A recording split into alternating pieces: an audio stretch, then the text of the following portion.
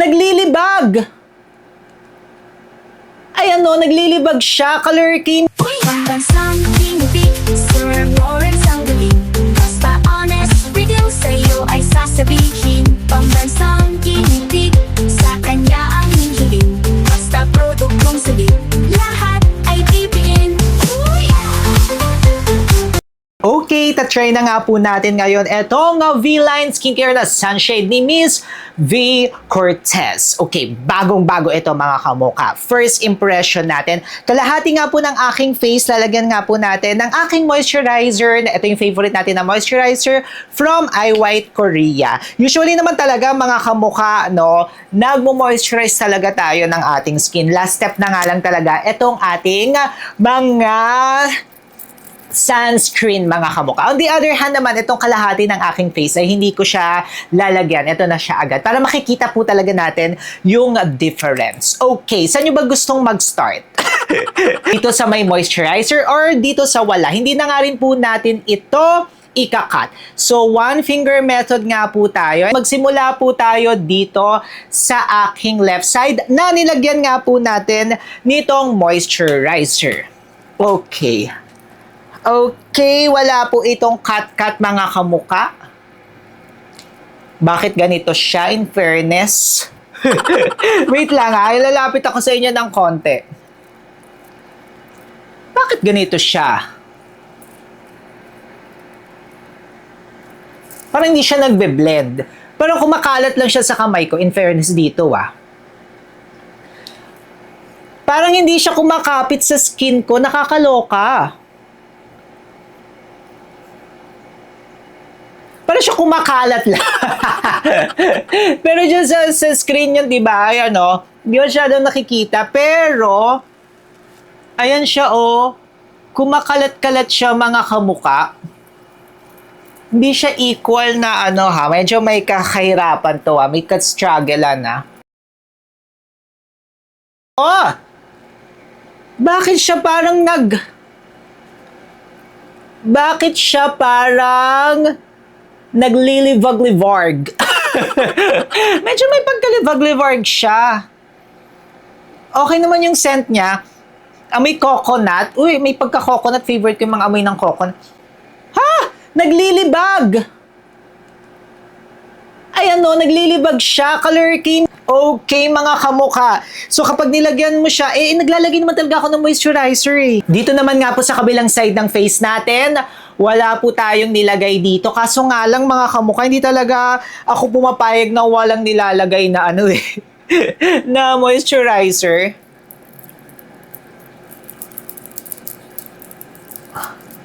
Di talaga siya kumakapit oh. Parang kung kunyari ito yung skin mo, nakapatong siyang ganon. Again, we are very honest mga kamuka.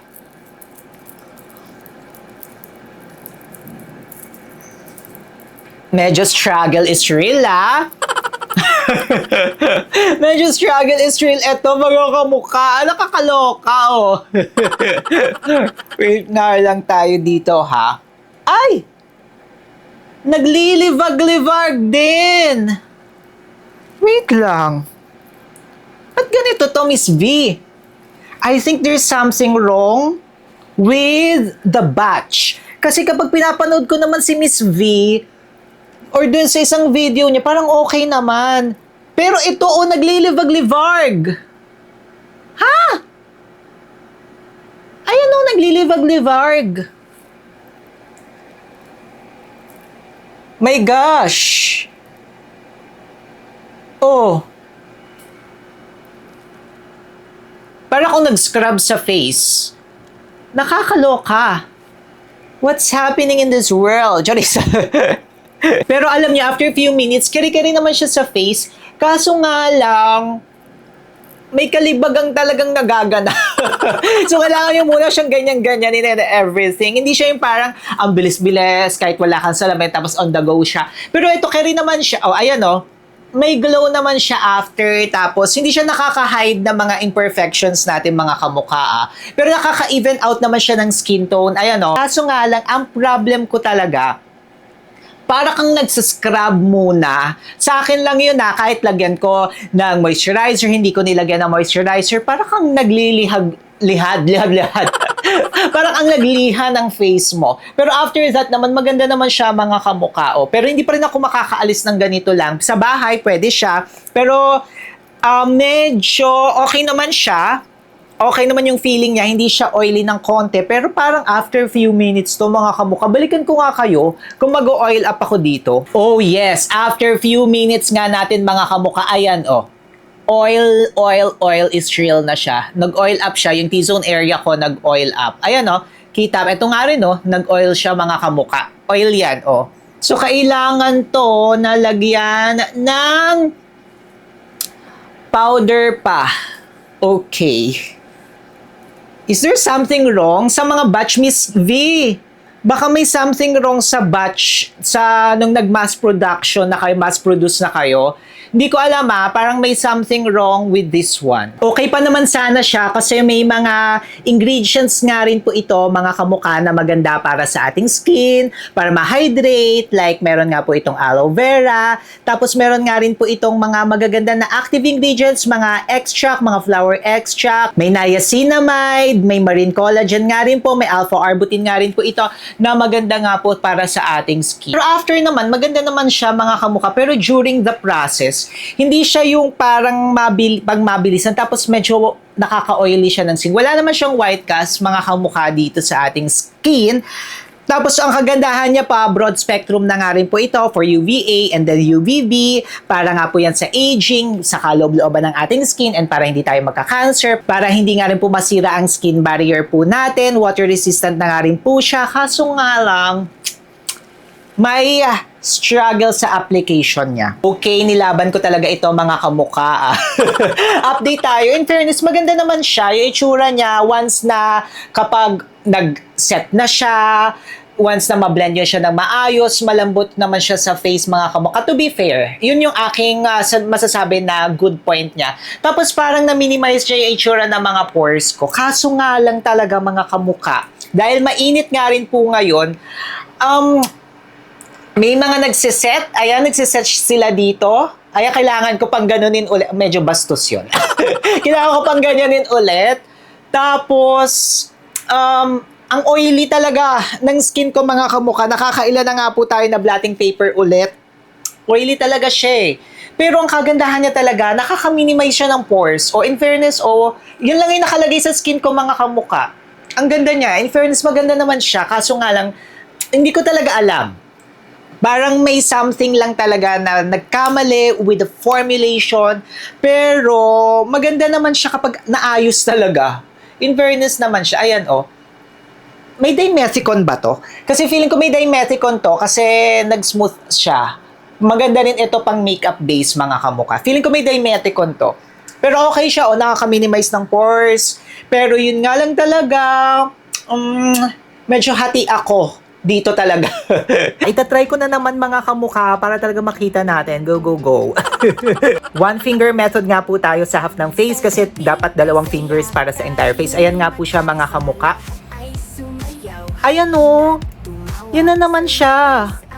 Pumapatong lang siya mga kamukha. I'm so sorry talaga Pumapatong lang siya Yan yung sinasabi ko. Eto, ginamit ko na po yung cellphone ko para makita nyo talaga. Pumapatong siya mga kamukha. Hindi siya yung parang kumakapit. I don't know if it is because na parami yung dimethicone nito. Ayan Eto Ayan, hindi na ako naglagay ulit ng moisturizer. Pero usually naglalagay ako ng moisturizer talaga. Pumapatong talaga siya mga kamukha. At ayan. Ayan siya. Hindi ko alam kung dahil ba sa mga batch, may pagkakamali. Ayan, namumula na yung face lock ko Kasi biniblend ko talaga siya mga kamukha. Namumula na siya. Ayan naglilivarg. Ayan na naman, may paglilivarg talaga siya. Miss V. I'm sure Miss V. Pero maganda naman siya kapag wala talaga Ayan namula nga siya ng konti I think may something wrong with the production talaga. Ayan. sa mga batches. Siguro yung sa ibang batch maganda. Or yung pagdating sa ibang batch. Ayan, oh. Tapos naglilibag talaga siya. So, kailangan nyo talaga siyang i-blend ng bonggang-bongga mga kamuka. Ngayon, magko-compare nga po tayo. Ng favorite na sunscreen ko ay dinamihan pa natin siya mga kamuka. Dito sa side na ito. Look at that. Oh, tinted sunscreen dito. Wala pang 20 seconds. Na-blend na siya agad ng bonggang-bongga mga kamuka. Kahit nakapikit ka, opaque. Look at that. Oh. Ganun siya. O kahit padagdagan ko pa yan mga kamuka. Iaano na lang natin yan. I-ano na lang natin yan para hindi na makita yung brand. Para hindi nyo sabihin na may inaano tayo na brand. Pero hindi o. Ayan o. Ayan siya. Ganun kabilis. O. Pak. Diba?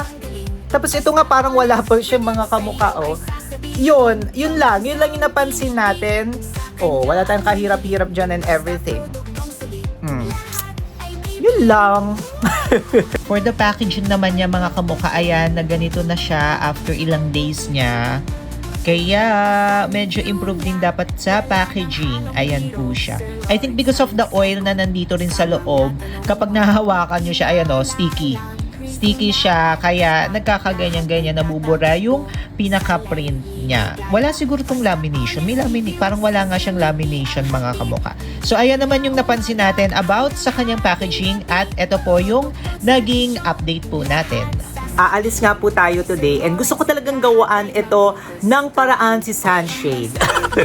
Na unti-untiin na po natin siya. Tapos na nga po ako mag-skincare routine. Hindi na po ako naglagay ng moisturizer mga kamuka. So titingnan natin kasi nag-serve nga rin po ito as skincare product. Unti-untiin lang natin siya mga kamuka.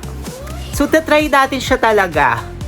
Okay. Ayan, medyo may ano pa rin siya na namumula-mula ng konti kaya kailangan talaga natin ingatan kasi nga po ako po ay may hypersensitive skin. Na-diagnose po talaga tayo niyan. Mabilis mag-react. At buti naman mga kamuka, dito hindi naman tayo nag-pimples kahit ilang araw na po natin siyang tinatry.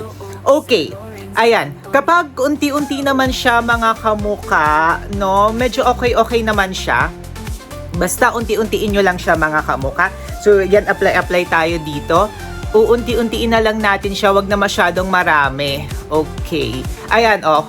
May feeling talaga siya na pumapatong talaga siya mga kamuka. Hindi siya easily na na-absorb ng ating skin. Hindi ko alam, is it because of Dimeticon talaga? Feeling ko Dimeticon talaga siya. So, ang gagawin nyo is talagang konti-konti. Pero kung ayaw nyo naman, yung nagmamadali kayo, hassle kayo, I think this is not for you. Hindi siya para sa inyo mga kamuka. Para lang talaga ito sa mga tao na, ayan nga, pero ang ganda nung effect niya after, in fairness talaga. Pero ayan oh, kung makikita nyo, kapag hindi nyo siya na-blend ng maayos mga kamuka, pumapatong lang siya sa skin. Ayan oh, pumapatong lang siya. Kaya kailangan nyo talagang ayusin siya ng bonggang-bongga mga kamuka. Pero alam nyo, ang kagandahan niya is in person ha. To be fair talaga naman dito, kaya gusto ko siyang gawaan ng paraan, is nami-minimize niya yung appearance ng pores natin. Oh, ayan, oh. Okay naman siya mga kamuka. Basta uunti-untiin nyo, carry naman siya. Pero yung kapag isahang biglaan nga, ay hindi siya pwede mga kamuka. So try pa nga natin ng unti-unti. Ayan oh, yun talaga yung ayoko sa kanya, hindi talaga siya na-absorb agad. Kaya pag marami kayong nilagay, ay kailangan nyo siya agad ilipat-lipat. Kasi ayan oh, kumakapit talaga siya sa kamay. So, ayan siya. Wala na po itong cut mga kamuka ha. Kasi gusto talaga natin siyang gawaan ng paraan at susuotin natin siya ngayon. Ayan oh, hindi siya na-absorb agad ng skin natin. Kaya kailangan nyo talaga siyang ilipat-lipat at nakakaloka. Ayan, may konting namumuo na naman at may paglilibag siya. Pero pag konti-konti naman, to be fair, oh, ayan, ang ganda niya, oh. Medyo may pagka-dewy look naman. Oh, ayan, oh, nagdo-dewy look naman siya mga kamuka. Pero medyo namumula-mula yung skin natin. Talagang light coverage lang siya mga kamuka. Pero ang nagandahan talaga ako sa kanya in fairness is nami-minimize yung appearance ng pores natin. At ang ganda niya na yung itsura niya, Ayan, lalo na in person. Oh, in fairness naman to this, apply ko na nga rin po ito dito sa kabilang face po natin, side ng face natin. So, for me, mga kamuka, if willing naman kayo na mag-adjust, ayan, para sa inyo po ito. Pero kung hindi kayo willing mag-adjust, tapos hindi kayo marunong talaga sa skincare, yung parang gusto nyo lang na mag-sunscreen, medyo magkakaroon talaga kayo ng struggle dito. Pero magagawaan naman siya ng paraan. Hindi nga lang siya talaga yung ordinary sunscreen natin na kapag in-apply natin, na-absorb siya agad ng ating skin. Kailangan talaga ito ng mastery. Wow, mastery! Pero to be fair, mga kamukha, hindi ko rin talaga alam if ito lang talaga na batch, yung medyo may pagkakamali, or ganito na talaga siya. Yung ganito talaga yung consistency, ganito talaga yung pinaka-formulation na in-approve ni na Miss V. Yan yung hindi ko talaga alam, Miss V. Kayo na yung bahalang sumagot dito. Pero yun nga po, ayan kumakapit talaga siya sa kamay. Pero kapag unti-untiin nyo naman po siya, mabiblend naman po siya mabiblend naman po siya, mga kamuka. So again, nasa sa inyo po yan. Magagawaan siya ng paraan, okay naman po yung magiging itsura ng skin nyo after, pero it would take time talaga. It would take time talaga. So, kayo nga po ang bahala dyan, mga kamuka. Kung para sa inyo ba to. And let me know nga po sa comment section kung para sa inyo nga po ba ito, mga kamuka. And sa lahat po ng mga gusto na mag-glutathione, sa lahat ng mga nagtitake ng supplement, paano nga ba kayo mabilis pumuti? Oh my gulay. Dahil dyan, manood na lang kayo dito sa Gilid-Giliders sa ating mga kamuka. Syempre, mag-subscribe kayo kay Sir Lawrence. Siguro ang gagawin na lang natin is bibili na naman tayo ulit nito, tapos titingnan natin kung same pa rin ang consistency. Paano ba yung mga kamuka? Paalis sa Poco, i-click nyo na po ito. Ayan, go, go, go na yan. Tapos babalitaan ko kayo ulit about this one. Go, go, go!